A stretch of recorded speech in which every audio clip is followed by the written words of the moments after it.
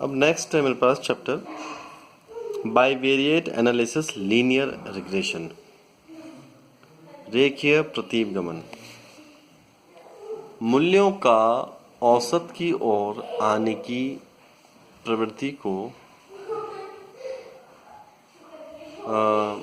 प्रतिगमन विश्लेषण कहा जाता है। मान लीजिए कि जैसे किसी वस्तु का मूल्य है और उस वस्तु का मूल्य पहले बढ़ेगा फिर कम होगा। उस वस्तु की अगर क्वालिटी में कुछ आप चेंजेस करेंगे तो उस वस्तु का मूल्य एग्जिस्ट रहेगा। अगर प्रोडक्शन एक्स्ट्रा बन जाएगा तो उसको हम डिस्काउंट पे बेचेंगे तो वापस उसका मूल्य वही रहेगा। तो दीर्घ काल में जाकर और मूल्यों का औसत की ओर आने की जो प्रवृत्ति होती है, उस औसत प्रवृत्ति को हम समाशयन विश्लेषण यानी कि प्रतिगमन विश्लेषण कहते हैं। तो मूल्यों का औसत की ओर आने की जो प्रवृत्ति है उसे हम प्रतिगमन विश्लेषण कहते हैं। For example, Sachin Tendulkar runs बनाते हैं। कभी वो 0 पे आउट होते हैं, कभी 10 पे होते हैं, कभी 20 पे होते हैं, कभी 40 पे होते हैं। कभी कभार ऐसा भी होता है कि वे सेंचुरी लगाते हैं, क्योंकि मैचेस बहुत खेले, हर मैच में सेंचुरी तो नहीं है। कभी 90s पे आउट होते हैं, कभी उन्होंने 200 रन भी बनाए हैं। लेकिन उनका जो एवरेज है वो एवरेज करीब वनडे का अगर हम एवरेज देखें तो करीब 54 रन के आसपास का उनका एवरेज है। तो कभी उनका जो रनिंग स्कोर था कभी अप गया कभी डाउन गया, कभी ज़्यादा गया कभी कम गया, लेकिन हमेशा उनकी जो नेचर है रन्स बनाने की वो हमेशा 50 के आसपास घूमती रही। तो मूल्यों का औसत की ओर आने की जो प्रवृत्ति है या औसत के आसपास होने की जो प्रवृत्ति है, उस प्रवृत्ति को आप समाशयन विश्लेषण कहते हैं। समाशयन विश्लेषण को आप प्रतिगमन विश्लेषण भी कहते हैं। अगला आता है प्रतिगमन विश्लेषण यानी कि रिग्रेशन जो एनालिसिस है उसकी विशेषताएं क्या है।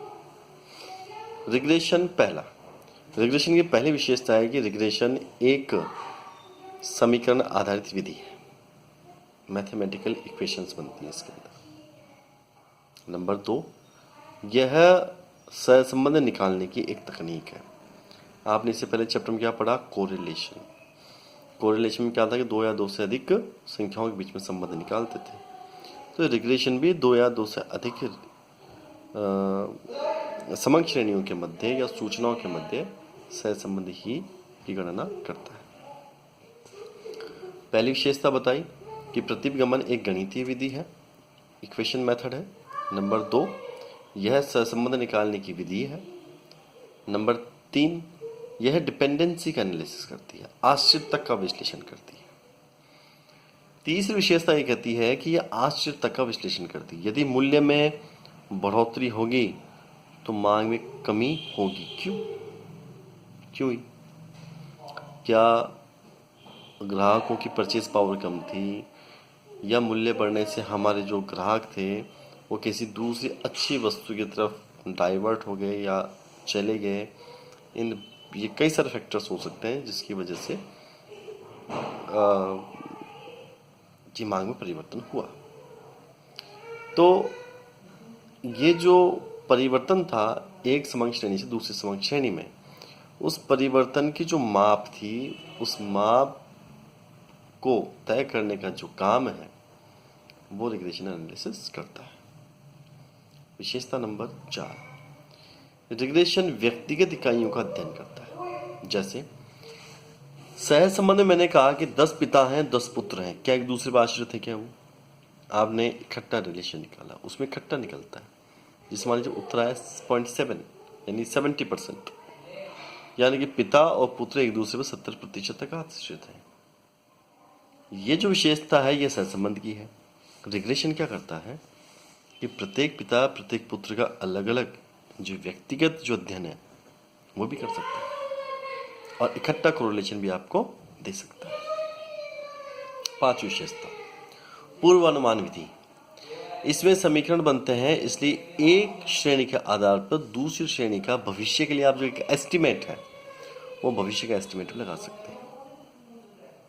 आपने कहा कि अगर हम प्राइस इतनी रखेंगे तो 2021 में हमारी वस्तु की मांग क्या होगी, ये जो तय करने का काम है इसे आप कहते हैं ये जो तय करने का काम है इसे आप कहते हैं भविष्य के लिए एक अनुमान। और ये जो भविष्य के लिए अनुमान है ये आपको रिग्रेशन ही दे सकता है। छठी विशेषता, समंको या डेटा श्रेणी के मध्य रिलेशन कि एक डेटा सीरीज दूसरी डेटा सीरीज में डिपेंडेंसी है या नहीं, वो कहां तक आपके डिसीजन को प्रभावित कर रही है या नहीं कर रही है। ये जो बात है, ये जो विश्लेषण है, ये भी आपको रिग्रेशन ही प्रदान करता है। अगला मेरे पास में आता है कोरिलेशन और रिग्रेशन में अंतर। कोरिलेशन, पहला अंतर है कोरिलेशन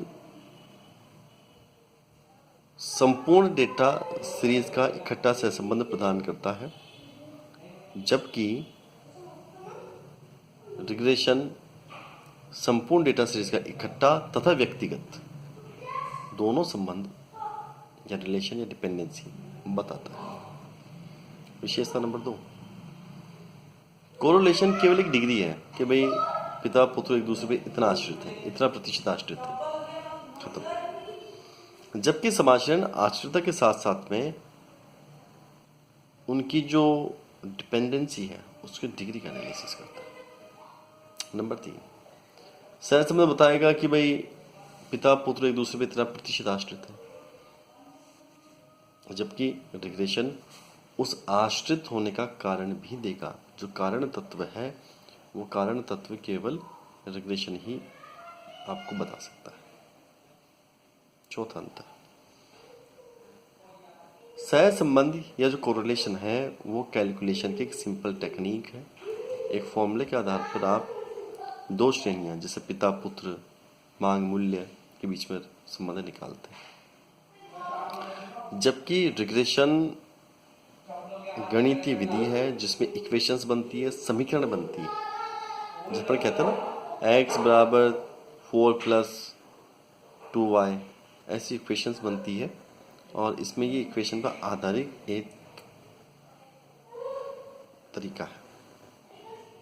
पांचवा अंतर, रिग्रेशन कभी भविष्य के लिए अनुमान नहीं लगा कोरिलेशन कभी भविष्य के लिए अनुमान नहीं लगा सकता, जबकि रिग्रेशन भविष्य के लिए अनुमान भी लगाता है। ये एक फोरकास्टिंग टेक्निक है। अगला इसमें आता है लिमिट्स। कोरिलेशन का जो आंसर है वो आंसर -1 से और +1 के बीच में आता है, जबकि जो रिग्रेशन है उसमें जो समीकरणों के अंदर जो डिजिट्स आएंगी वो डिजिट 1 से बड़ी भी हो सकती है, -1 से बड़ी भी हो सकती है, मतलब -1 से छोटी भी हो सकती है जैसे -2, और +1 से बड़ी भी हो सकती है जैसे 2, 3, 4। अगला मेरे पास में आता है types of regression analysis. Regression विश्लेषण के प्रकार। जो रिग्रेशन विश्लेषण है वो 2 प्रकार का होता है, एक तो होता है लीनियर, एक होता है कर्व लीनियर। 2 डेटा सीरीज के बीच में अगर सीधा संबंध देख रहे हैं आप, मूल्य प्राइस को सीधा प्रभावित कर रहा है तो ये हो गया लीनियर रिलेशन।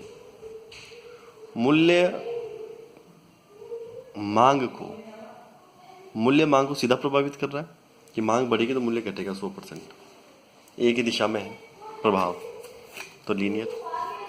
मूल्य के बढ़ने पर मांग कभी कम होती, कभी ज्यादा होती, कभी कम होती, कभी ज्यादा होती है, तो वो जो विश्लेषण होगा वो होगा कर्व लीनियर विश्लेषण।